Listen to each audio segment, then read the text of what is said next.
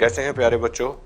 आज हम करने वाले हैं सॉल्यूशन चैप्टर को, और सॉल्यूशन चैप्टर भी इस तरीके से कि जो नीट में आना है। मैं आपको ये प्रॉमिस करता हूं कि नीट में जो पूछा जाएगा और बोर्ड में जो पूछा जाएगा, जितना मैं यहाँ पढ़ा दूंगा इससे बाहर कुछ भी नहीं आने वाला, फुल स्टॉप तक भी। बशर्ते आप मेहनत करें और डेली आप रिवाइज करें। ये आपने करना है, डेली रिवाइज करना है। और ये बहुत अच्छी बात होती है, आप लाइव कोर्स में जुड़े हुए हैं तो जो वीडियो यहाँ पर है उसको आप बार बार देख सकते हैं, अगर एक बार के में आपको प्रॉब्लम आती है तो। सॉलिड स्टेट को बोर्ड के हिसाब से तो हटा दिया गया, तो वैसे तो एनसीईआरटी में अभी दूसरा चैप्टर है, लेकिन बोर्ड के व्यू से देखें तो पहला चैप्टर हो गया है solution. And all of you know what is solution. Solution is homogeneous mixture of two or more than two substances. One of them is called solute and another is called solvent. ऐसा कहा जाता है कि solute कम होता है amount में, लेकिन जरूरी नहीं है। सोल्यूट वो होता है जो सॉल्वेंट में ऐड किया जाता है। सॉल्वेंट वो है जिसमें सोल्यूट को ऐड करते हैं हम। तो सॉल्यूशन इज होमोजीनियस मिक्सचर। अगर वो हिटेरोजीनियस मिक्सचर हो जाता है तो उसको फिर हम कोलोइडल सॉल्यूशन कहते हैं। क्या कहते हैं उसको? Colloidal solution. उदाहरण के लिए जैसे आपका ब्लड, तो कोलोइडल पे बिल्कुल बात नहीं करेंगे हम, क्योंकि कोलोइडल सॉल्यूशन आपके सरफेस केमिस्ट्री वाले चैप्टर में डिस्कस किया जाएगा। यहाँ पर सिर्फ और सिर्फ हम बात करेंगे होमोजीनियस मिक्सचर की। Homogeneous means only single phase is present. For example, oxygen को नाइट्रोजन के साथ मिला दिया गया एयर के अंदर, then you are unable to identify where is the oxygen and where is the nitrogen. That is a homogeneous mixture. Another example, suppose you dissolve sugar into water, you will get an aqueous solution of sugar. In that case, you will be unable to identify where is the particle of sugar and where is the solvent. That is called homogeneous. तो solute को dissolve होना पड़ेगा solvent के अंदर, तभी जाकर के homogeneous mixture आपको प्राप्त होगा। और जो सोल्यूबल होगा मींस डिसॉल्व होगा, तो डिसॉल्वेशन टेंडेंसी कहीं ना कहीं एक सवाल ये भी बनेगा कि सोल्यूबिलिटी क्या है और कौन कौन से फैक्टर हैं जो अफेक्ट करते हैं। लेकिन उस बात को बाद में, पहले कितने तरीके के सॉल्यूशन हो सकते हैं on the basis of solute and solvent, तो उस पर थोड़ा सा नजर डाल लेते हैं। मैं आपको लिख के दिखाऊंगा और आप उसको नोट करेंगे। आप मेरे साथ साथ रिवाइज करेंगे चीज़ों को, लिखेंगे चीज़ों को, नोट भी करेंगे। तो अगर हम सोल्यूट और सॉल्वेंट इसके आधार पर देखें, सोल्यूट सॉल्वेंट के आधार पर अगर हम सॉल्यूशन देखते हैं तो कई तरीके का होता है। होमोजीनियस की बात कर रहे हैं। अगर आप सॉलिड में सॉलिड को ही डिसॉल्व करना चाहते हैं, देखिए बड़ा कॉम्प्लिकेटेड सॉल्यूशन हो जाएगा। तो जो सॉल्यूशन बनता है वो होगा आपका एलॉयज। जैसे ब्रोंज मेटल हो गया है, जैसे स्टील के बर्तन हो गए हैं आपके, है ना, गन मेटल हो गया है, वो सब एलॉयज होता है। होमोजीनियस मिक्सचर ऑफ टू और मोर देन टू सॉलिड। अगर आप सॉलिड को डिसॉल्व करते हैं लिक्विड के अंदर, आपका सॉल्वेंट लिक्विड हो, तो इसका एग्जांपल आप ले सकते हैं एक्वस सॉल्यूशन ऑफ शुगर। ये आपका एग्जांपल हो जाता है। यहाँ से बोर्ड में कुछ नहीं पूछा जाएगा, इट इज जनरल इंट्रोडक्शन कि थोड़ा सा आपको पता होना चाहिए। ऐसे ही गैस को गैस में डिसॉल्व कर दिया तो सॉल्यूशन यहाँ पर बनता है एयर, ये हो जाएगा। और अगर गैस को हम डिसॉल्व करते हैं लिक्विड के अंदर, तो यहाँ पर जो बनेगा वो हो जाएंगे आपके एग्जाम्पल सॉफ्ट ड्रिंक्स, जैसे कोक, पेप्सी, है ना, वो जो ड्रिंक्स हम जिनको गर्मी के दिनों में ज़्यादा यूज़ करते हैं आप, तो वो सॉफ्ट ड्रिंक्स हैं। दूसरा एग्जांपल इसमें ब्लड भी है। ब्लड के अंदर एयर डिसॉल्व होती है, बल्कि ब्लड जो है वो होमोजीनियसली नहीं है, इसलिए हम उसको यहाँ एग्जांपल में नहीं ले सकते। ऐसे ही लिक्विड को लिक्विड में ले लीजिए। लिक्विड को डिसॉल्व किया गया है लिक्विड के अंदर, तो ये हो जाएगा आपका एक्वस सॉल्यूशन ऑफ HCl या एक्वस सॉल्यूशन ऑफ H2SO4 या aqueous solution of ethyl alcohol, वो इसके एग्जांपल हो जाएंगे। इस तरीके से ये सॉल्यूशन जो है सोल्यूट और सॉल्वेंट के आधार पर कई तरीके का होता है। अब सॉल्यूशन तो जब ही बनेगा जब जो सोल्यूट है वो अपने आप को डिसॉल्व कर लेता है सॉल्वेंट के अंदर। तो डिपेंड करता है इसके अंदर जो सोल्यूट पार्टिकल है बॉन्डिंग कैसी है, आयनिक है। उस केस में पोलर होना चाहिए जो आपका सोलवेंट है। अगर सोल्यूट आपके कोवलेंटली बॉन्डेड है तो ये आपका ऑर्गेनिक सोलवेंट होना चाहिए। उदाहरण के लिए जैसे ग्रीस होता है, ग्रीस जो साइकिल की चेन पे लगाया जाता है या और कई सारी चीज़ों में, या किसी मेटल को रस्टिंग से बचाने के लिए उस पर हम कोटिंग कर सकते हैं, ग्रीस लगा दिया। ग्रीस आपके हाथ पे लग गया है, हाथ गंदा हो गया है, या ये समझिए कि पेंट जो लकड़ी पे किया जाता है, दरवाजों पे, घर पे किया जाता है, वो आपके कपड़े पर लग गया, आप छुटाना चाहते हैं तो पानी से नहीं छूटेगा। क्यों? क्योंकि पानी तो पोलर सॉल्वेंट है और वो जो पानी है वो पोलर सॉल्वेंट है, और जो सब्सटेंस ग्रीस या पेंट है वो कोवलेंट है। तो उसके लिए क्या चाहिए आपको? थिनर, यानी कि ईथर, जिससे आप नेल पॉलिश पानी से नहीं हटाई जा सकती, वो थिनर से हटती है, तो थिनर ऑर्गेनिक सॉल्वेंट है। तो कोवलेंट कंपाउंड को अगर ऑर्गेनिक सॉल्वेंट में जो नॉन पोलर है डिसॉल्व करेंगे तो होमोजीनियस मिक्सचर आपको मिलेगा, वो सॉल्यूशन हो गया है। आयनिक कंपाउंड को अगर आप डिसॉल्व करेंगे पोलर सॉल्वेंट में तो होमोजीनियस मिक्सचर मिलेगा, वो सॉल्यूशन बनेगा। तो कहीं ना कहीं सोल्युबिलिटी को अफेक्ट करने में एक तो इनकी नेचर का बड़ा रोल होता है, कौन किस में ज़्यादा डिसॉल्व होगा, इसका यहाँ पर ज़्यादा इंपॉर्टेंस नहीं है इस क्वेश्चन का। इसका होगा ऑर्गेनिक में, वहाँ डिटेल में हम बात कर लेंगे। ये बात कर रहा हूँ मैं factors which affect the solubility, क्योंकि मुझे धीरे धीरे हेनरी लॉ पे जाना है। एक फैक्टर होता है टेम्परेचर, है ना। कौन कौन से फैक्टर हैं जो सोल्युबिलिटी को अफेक्ट करते हैं? सबसे पहले टेम्परेचर। दूसरा मैं बता देता हूँ, आप लिख चुके हैं हम, नेचर ऑफ सोल्यूट, ये आप लिख चुके हैं, मतलब मैं बता चुका हूँ। तीसरा नेचर ऑफ सॉल्वेंट, पोलर होना चाहिए कि नॉन पोलर होना चाहिए, इस पे हल्का सा डिस्कस कर चुके हैं, यहाँ से कोई सवाल नहीं बनता। चौथा फैक्टर हो जाएगा प्रेशर, जो मेन फैक्टर है उनकी बात कर रहे हैं। तो टेम्परेचर का क्या रोल होगा और प्रेशर का क्या रोल होगा, इस पर डिस्कस कर लेते हैं। Actually temperature is directly proportional to solubility. Temperature is directly proportional to solubility except 2 cases. सिर्फ 2 केस को छोड़ करके, उन 2 की बात बताता हूं कौन से हैं, उनको छोड़ करके बाकी सभी केस में अगर आप टेम्परेचर बढ़ाते हैं डेफिनेटली सोल्युबिलिटी बढ़ती है। कौन से हैं वो 2 केस? एक, जब किसी ऐसे सोल्यूट को आप डिसॉल्व करते हैं सॉल्वेंट में जो डिसॉल्व होने पर एक्सोथर्मिक रिएक्शन देगा, यानी कि हीट रिलीज होगी। उदाहरण के लिए फॉर एग्जांपल, अगर आप कैल्शियम ऑक्साइड को डिसॉल्व करते हैं वाटर में, कैल्शियम ऑक्साइड होता है व्हाइट वॉश, जो सफ़ेदी सरकारी दीवारों पे जो की जाती है, अगर उसको पानी में डाल दिया जाए तो पानी गर्म होने लगता है, बॉयल होने लगता है, इतनी हीट निकलती है। उस केस में टेम्परेचर डाउन करना चाहिए, तभी वो ज़्यादा घुलेगी। ये ली-चैटलियर प्रिंसिपल ने बताया था 11th क्लास में, जो आपका चैप्टर है 7वां चैप्टर इक्विलिब्रियम, ली-चैटलियर। उसको छोड़ देंगे, उस केस में टेम्परेचर घटाने से सोल्युबिलिटी बढ़ी।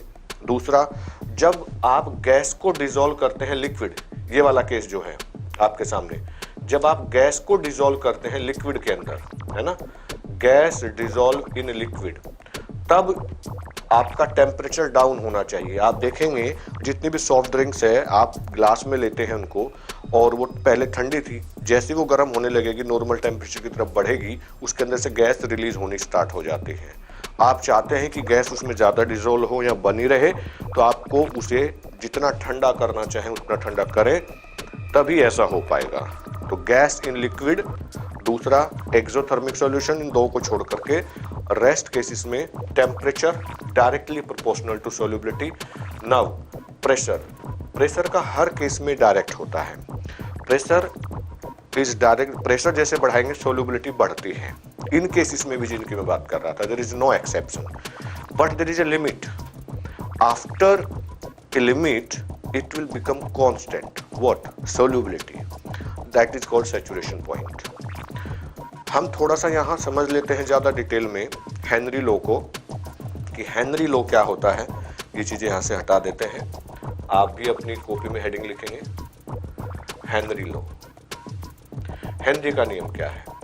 एक तो इसके बारे में ये कहा जाता है, it is applicable only for gas and liquid solution. Clear कर लीजिए, ये लिमिटेशन भी आप कह सकते हैं, it is applicable only for gas in liquid solution. क्या कहता है? When you want to dissolve more amount of the gas in a given solvent, you need to increase pressure keeping temperature constant। ठीक है, समझिए, आप gas को पानी के अंदर डिसॉल्व करना चाहते हैं तो टेम्परेचर को कांस्टेंट रखना पड़ेगा अपनी मशीन का, और ये एक क्लोज्ड कंटेनर होना चाहिए और उसका टेम्परेचर कांस्टेंट कर लीजिए। तो जितना प्रेशर आप बढ़ाएंगे उस कंटेनर पे जिसमें वाटर है और CO2 डिसॉल्व करना चाहते हैं, तो आपने देखा होगा मोस्टली इंडिया में ऐसा होता है, कुछ लोकल ड्रिंक्स जो है वो मिलती हैं मार्केट में, जो फुटपाथ पे रेडी रिक्शा वाले बेचते हैं, उनके पास में एक मशीन होती है, वो हाथ से घुमा के प्रेशर क्रिएट करते हैं, CO2 को डिसॉल्व करते हैं और 10 रुपए के आसपास वो बेचते हैं उसको।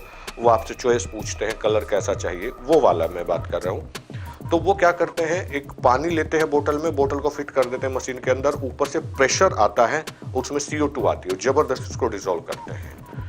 अगर आपने टेम्परेचर को वेरी कर दिया तो फिर प्रेशर का रोल आपको देखना पड़ेगा। सपोज कीजिए एक बोतल में आपके ठंडा पानी है, दूसरी बोतल में थोड़ा सा गर्म पानी है, तो गर्म पानी में आप CO2 को डिसॉल्व नहीं कर सकते, या हुई तो कम होगी, ठंडे पानी में ज्यादा होगी। तो एक सेटिंग करनी पड़ती है टेम्परेचर की प्रेशर के साथ में। अब ये सोचिए, टेम्परेचर आपने कांस्टेंट रखा, प्रेशर अप्लाई किया, गैस घुल गई, फिर प्रेशर अप्लाई किया थोड़ा सा और गैस घुल गई, आपने और प्रेशर बढ़ाया और गैस घुल गई, एक लिमिट आएगी, उसके बाद गैस घुलना बंद हो जाएगी, इसको बोलते हैं सैचुरेशन पॉइंट। हेनरी लॉ के बारे में अगर लिखें तो इन्वर्टेड कोमा में ये हो गया कि solubility of gas is directly proportional to applied pressure in a solvent keeping temperature constant, ये होता है। तो आपने लिखा x डायरेक्टली टू p, या आप कह सकते हैं p directly to x। x नहीं है ये, मोल फ्रैक्शन, एक्चुअली इसको काई बोलते हैं, काई, मोल फ्रैक्शन। और चूंकि x के जैसा दिखता है तो मैं अपनी लैंग्वेज में इसको x बोलता हूं, आप देख लीजिएगा इसको जो भी। तो we can take a constant p is equal to kh dot x, ये हो गया है।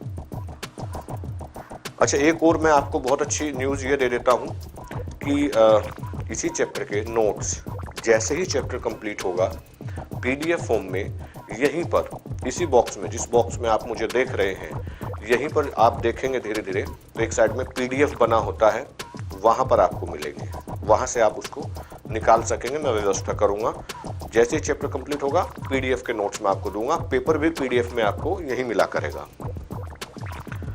P is equal to KHX where KH is Henry constant।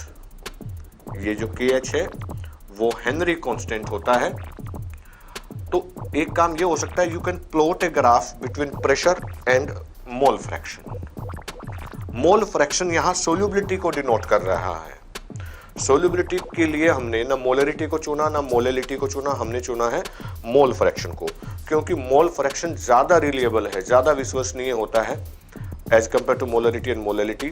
और चूंकि मोल फ्रैक्शन में दोनों का रेशियो आता है, सोल्यूट का भी और सोलवेंट का भी, तो जैसे आप सोलवेंट चेंज करते हैं उसका रिलेशन सोल्यूट के साथ में होता है, तो ये ज़्यादा रिलायबल होता है, इसीलिए इसको सेलेक्ट किया है हमने। तो अगर एक ग्राफ प्लॉट करें प्रेशर में और मोल फ्रैक्शन में, तो आपको ऐसा ग्राफ मिलेगा, एंड आफ्टर सम टाइम्स वो ऐसे हो जाएगा, और जैसे ही वो कांस्टेंट आ जाता है, इसको बोलते हैं सैचुरेशन पॉइंट। ये सैचुरेशन पॉइंट होता है। इसका मतलब वो इसके बाद, इतने प्रेशर के बाद आप कितना भी प्रेशर लगा लें, अब ज्यादा गैस डिसॉल्व नहीं हो सकती। इट इज लिमिट, हद हो जाती है एक चीज की, है ना, कुछ वैसा ही है ये कंसेप्ट क्लियर हो गया होगा। इस पर ये इतना इंपॉर्टेंट अभी भी नहीं था, इंपॉर्टेंट अब है। एप्लीकेशन पूछी जाती है, हेनरी लॉ की एप्लीकेशन। एक तो बड़ी वेल नोन है जो आपने पढ़ भी रखी होगी पहले, क्योंकि क्रैश कोर्स हम कर रहे हैं तो इसमें जाहिर है आपने थोड़ा बहुत पहले पढ़ा होगा। एक तो ये कि हीलियम का जो मिक्सचर होता है, हीलियम का मिक्सचर यूज्ड बाय डाइवर्स, जो गोताखोर होते हैं, आपने देखा होगा उनकी कमर पे एक सिलेंडर होता है छोटा सा, तो उसमें, और वो ऑक्सीजन उनको हवा सांस लेने में हेल्प करता है जब वो पानी में नीचे होते हैं। तो उसके अंदर 20% होती है हीलियम और 80% होती है उसमें ऑक्सीजन यानी कि एयर, उसमें एयर होती है 80%। तो ये पूछा जाता है कि वो हीलियम का मिक्सचर क्यों लेके जाते हैं, नहीं लेके जाएंगे तो क्या हो जाएगा, इसको समझ लीजिएगा। अभी मैंने कहा कि solubility of gas is directly proportional to applied pressure. तो जो गैस है उसके कंटेनर के अंदर हमारे ब्लड में वो डिसॉल्व होनी है और तभी एनर्जी जनरेट होगी, हम जिंदा रह पाएंगे। तो जितनी गहराई में जाएगा वो व्यक्ति, गोताखोर जो है, डाइवर्स जो है, तो उसके ऊपर वाटर लेवल बढ़ता चला जाता है। और वो वाटर जब आपके ऊपर कोई चीज बढ़ती चली जाएगी, आपके सिर के ऊपर रख दी गई, तो वो आप पे प्रेशर क्रिएट करेगी। हमारी बॉडी पर प्रेशर क्रिएट होता है उसकी वजह से, जितने गहराई में जाएंगे उतना ज्यादा प्रेशर होगा, तो ज्यादा ऑक्सीजन आपके ब्लड में घुलनी स्टार्ट हो जाएगी। अभी भी बहुत प्रेशर है, फील इसलिए नहीं होता क्योंकि वो चारों तरफ से इक्वल एक प्रेशर एग्जिस्ट करता है आपकी बॉडी के ऊपर, और आपकी बॉडी के इनसाइड भी एक प्रेशर होता है, वो उससे थोड़ा सा ज्यादा होता है, हल्का सा ज्यादा। जब चोट लगती है ब्लड इसीलिए बाहर आता है निकल के, क्योंकि अंदर प्रेशर ज्यादा है। तो जब वो नीचे गए, बॉडी में प्रेशर बढ़ा, उस कंडीशन में ज्यादा गैस डिसॉल्व होगी ब्लड के अंदर। लेकिन जब वो वहां से वापस आना चाहेगा तो body need a lot of time to maintain equilibrium. अंदर का प्रेशर बढ़ चुका है उस गहराई के हिसाब से और व्यक्ति तेजी से ऊपर आ रहा है, तो बाहर जो प्रेशर है वो कम हो गया और अंदर का प्रेशर ज्यादा रह गया। In that case there may be two problem, one is called BENT, one is called bent. What is this? जो ऑक्सीजन घुली है वो नसों के अंदर आ जाएगी, एयर बबल्स आ जाते हैं जिससे बहुत पेन होता है, दैट इज कॉल्ड बेंट। और जो जॉइंट होते हैं, जो आपके जॉइंट है घुटने के सब, उनमें ज्यादा आ जाती है वो एयर बबल, वहां पे इकट्ठी होती है, बहुत पीड़ा होती है। और अगर वो बहुत गहराई में था, ज्यादा प्रेशर उसकी बॉडी पे हो गया है, बाहर आएगा तो बॉडी ब्रस्ट हो सकती है, फट सकती है कहीं से भी, क्योंकि अंदर का प्रेशर ज्यादा है। इस प्रॉब्लम से बचने के लिए ही वो हीलियम का मिक्सचर लेकर के जाता है डाइवर्स। तो हीलियम ब्लड में, अब एक पॉइंट में मैं आंसर बता देता हूं आपको, why the diverse use helium mixture. Answer because it is less soluble in blood at high pressure. ठीक है, ब्लड में वो नहीं घुलती है या बहुत मामूली हाई प्रेशर पर भी। तो फिर क्यों लेके जा रहे हैं? क्योंकि लंग्स को तो एक्सपेंड करना है ना, लंग्स जो होते हैं एक्सपेंड होना है, तो ये सिर्फ उनको फुलाने का काम करती है, एक्सपेंड करने का काम करती है। और 80% जो डिसॉल्व होना है वो एयर है, वो जिंदा रखेगी ताकि अंदर का प्रेशर बहुत ज्यादा ना बढ़े और हम इस प्रॉब्लम से बच सकें। ये हेनरी लॉ की एप्लीकेशन थी। ऐसी और भी एप्लीकेशन हो सकती है, और भी एप्लीकेशन, जैसे हाई एल्टीट्यूड पर जब जाते हैं तो हाई एल्टीट्यूड पर जाने से वहां सांस लेने में प्रॉब्लम होती है। हाई एल्टीट्यूड बोले तो जैसे लद्दाख में सपोज करिए आप चले गए, तो दो वजह है। आप सी लेवल से जितना ऊंचे उठेंगे, क्योंकि एक लेवल होता है कि भाई यहां तक एटमॉस्फेयर है, आप जितना ऊपर उठ रहे हैं तो प्रेशर कम होता जा रहा है ना आपकी बॉडी पर। प्रेशर होगा तो डिसॉल्व होगी, प्रेशर कम हो गया है तो सांस खींचना पड़ेगा आपको, जबरदस्ती ऑक्सीजन को खींचनी पड़ेगी, उसमें आपकी एनर्जी वेस्ट होगी, सांस फूलने लगेगी। दूसरा ये भी है कि ऊपर जाने पर ऑक्सीजन का लेवल कम होता चला जाता है, that's why person feel problem. और भी कई सारी चीजें सवाल बन सकते हैं। सवाल ये बन सकता है कि यहाँ पर खाना बनाने, यहाँ का मतलब है जहाँ आप रहते हैं, प्लेन एरिया में अगर आप रहते हैं, अगर कोई बच्चा मुझे मनाली में देख रहा है या वो जम्मू कश्मीर से ऊपर लद्दाख में, लेह में देख रहा है, तो वहाँ की बात नहीं कर रहा हूँ, कंपेयर कर रहा हूँ वहाँ को यहाँ को। यहाँ ज़्यादा, यहाँ कम हीट लगती है प्लेन एरिया में, और हिल स्टेशन पे जितना ऊंचाई पे आप जाएंगे वहाँ ज़्यादा हीट देनी पड़ेगी आपको उसी खाने को पकाने के लिए जिसको यहाँ आप पका लेते हैं। वजह क्या है? जितना आप ऊपर जाएंगे हाई एल्टीट्यूड पर, लिक्विड का बॉइलिंग पॉइंट जल्दी प्राप्त हो जाएगा। क्यों? You know what is boiling point? Boiling point is the temperature at which vapour pressure of a liquid become equal to the atmospheric pressure. आपने देखा होगा, आप दूध को गर्म करते हैं, दूध का टेम्परेचर बढ़ता जाता है, बढ़ने से वेपोराइजेशन भी बढ़ रहा है। तो जो वेपर्स जो होती हैं, वेपर जब लिक्विड से ऊपर उठेंगी, तो आप अगर पानी में कूदते हैं और ऊपर आना चाहते हैं तो you applied A pressure on liquid surface, तब आप ऊपर की तरफ आते हैं, है ना। तो वेपर जब ऊपर उठेंगे then the vapour exert a pressure on the surface of liquid, तब वो ऊपर उठेंगे। एक टेम्परेचर बढ़ाने से वेपर प्रेशर बढ़ेगा, और चूंकि एटमॉस्फेयर का प्रेशर ज्यादा था वो लिक्विड को दबा के रखता है, इसी कंटेनर के अंदर रहना है, तुझे मैंने दबाया है, टेम्परेचर बढ़ाने से वेपर प्रेशर बढ़ा। सो देयर विल बी एक ऐसा टाइम आएगा, एक ऐसा टेम्परेचर आएगा जिस पर this pressure and that pressure become equal, that is called boiling point, that temperature. तो चूंकि वहां ऊपर जाने पर एटमॉस्फेयर का प्रेशर कम हो जाता है, तो कम टेम्परेचर पर ही बराबर हो जाते हैं दोनों। इसका मतलब यहाँ जो लिक्विड 100 डिग्री सेल्सियस पे बॉयल होता है वहां वो 100 से कम पर ही बॉयल हो जाएगा। इसीलिए लद्दाख या उससे ऊपर जाने पर उबलते पानी में हाथ डाल करके आलू निकाल सकते हैं आप। अगर आलू की सब्जी आप बना रहे हैं, उबाल रहे हैं उसको, वहां यहाँ नहीं कर सकते क्योंकि यहाँ ये 100 पे हो रहा है, वहां 100 की जरूरत नहीं। तो आप जो सब्जी यहाँ 100 डिग्री पे 5 मिनट तक बॉयल करते थे, और वहां किसी भी लिक्विड का टेम्परेचर अपने बॉइलिंग पॉइंट से तो ज्यादा हो ही नहीं सकता, तो वहां अगर आप ओपन कंटेनर में ऐसा काम कर रहे हैं तो उस लिक्विड का टेम्परेचर 80 या 70 से ऊपर ही नहीं जाएगा। तो 80 डिग्री पर रख करके ज्यादा देर तक आपको हीट देना पड़ेगी, तो वहां ज्यादा फ्यूल वेस्ट होगा आपका। ऐसी और कई सारी एप्लीकेशन बन सकती हैं। ये एप्लीकेशन नीट में कई बार काम आ जाती है। 45 में से कोई एक ऐसा क्वेश्चन होता है जो सोच के जवाब देना होता है, जिसका यहां से लिया जा सकता है। ये हेनरी लॉ और उसकी एप्लीकेशन मैंने आपको बताई है। इससे पहले मैंने आपको टाइप ऑफ सॉल्यूशंस बताया, फैक्टर अफेक्टिंग सॉल्युबिलिटी मैंने बताया। Now the most important thing is concentration. चूंकि कंसंट्रेशन का रोल यहाँ भी है, 11th वाले चैप्टर में भी है, टाइट्रेशन में भी है, मोल कंसेप्ट में है, स्टोइचियोमेट्रिक में है, तो वो काफी इंपॉर्टेंट है कंसंट्रेशन। और जिन कंसंट्रेशन की हम बात कर रहे हैं वो कंसंट्रेशन क्या होती है, कितने तरीके की होती है, मोलरिटी, मोलेलिटी, है ना, ये हो चुका है। सोल्युबिलिटी, फैक्टर अफेक्टिंग गैस, इसकी बात हम करेंगे नहीं। आइडियल सॉल्यूशन को बाद में लेंगे, पहले हम ले लेते हैं यहां पर कंसंट्रेशन। कंसंट्रेशन है क्या, बहुत ध्यान से आप सुनेंगे। हो सकता है आपको ये इजी लगे क्योंकि आप पहले पढ़ चुके होंगे, लेकिन जब भी आप पढ़ें तो यही सोच के पढ़ेंगे कुछ ना कुछ एक पॉइंट तो मुझे ज्यादा सीखने को मिलेगा ही मेरी क्लास में, ऐसा होगा। कंसंट्रेशन का मतलब होता है कि, छोटा सा एग्जांपल लेता हूं, एक तो आपने लैब में देखा होगा डाइल्यूट HCl, कंसंट्रेटेड HCl। तो कंसंट्रेशन दोनों हैं, जिसको कंसंट्रेटेड बोल रहे हो वो भी और जिसको डाइल्यूट बोल रहे हो वो भी। लेकिन डाइल्यूट वाले को हम बोलेंगे कम कंसंट्रेटेड है, वो ज्यादा कंसंट्रेटेड है। कम कंसंट्रेटेड एसिड जो है वो एसिटिक एसिड भी होता है, जिसको विनेगर या सिरका आप बोलते हैं, उसको खाते हैं लोग। और सल्फ्यूरिक एसिड है वो ज्यादा कंसंट्रेटेड है, वो हार्म कर देता है, जला देता है, वो होता है।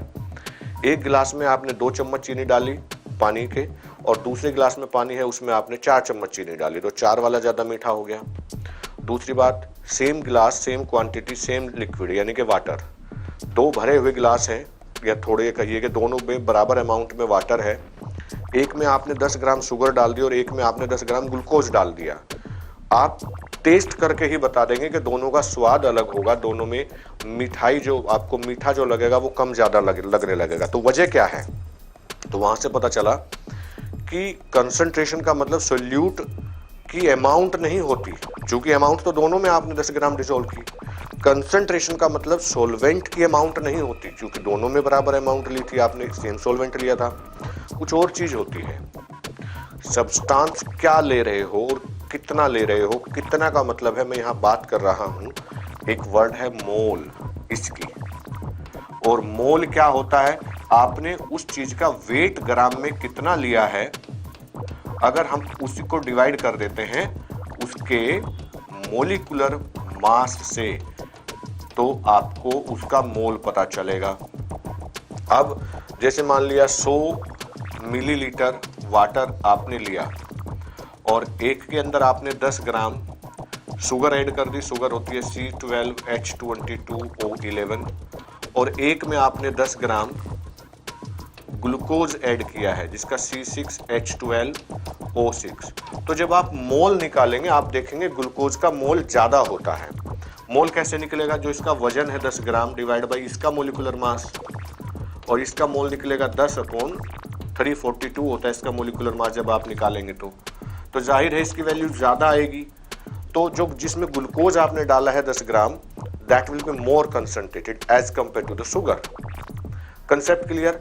अब कंसंट्रेशन को हम ग्राम पर लीटर या मोल पर लीटर में रिप्रेजेंट करते हैं, and there are various term, बहुत सारे टर्म हैं यहाँ जिनको हम यूज करते हैं कंसंट्रेशन को निकालने के लिए।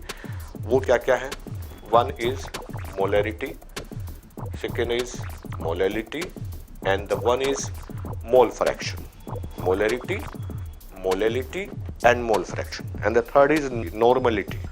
हम बात करते हैं मोलैरिटी की। अब मोलैरिटी क्या है? मोलैरिटी, मोलैरिटी क्या होता है? इसको कैपिटल M से रिप्रेजेंट करते हैं, and it is the mole, it is the mole of solute. It is the mole of solute present in 1 liter of solution. ये समझिए, सोल्यूट का कितना मोल 1 लीटर सॉल्यूशन में है, उसको बोलते हैं मोलैरिटी। फॉर्मूला आप ऐसे लिख सकते हैं, molarity is equal to weight of solute in gram upon molecular mass. तो ये तो हो गया मोल ऐसे लिखने से, into 1000 upon volume of the solution in millilitre.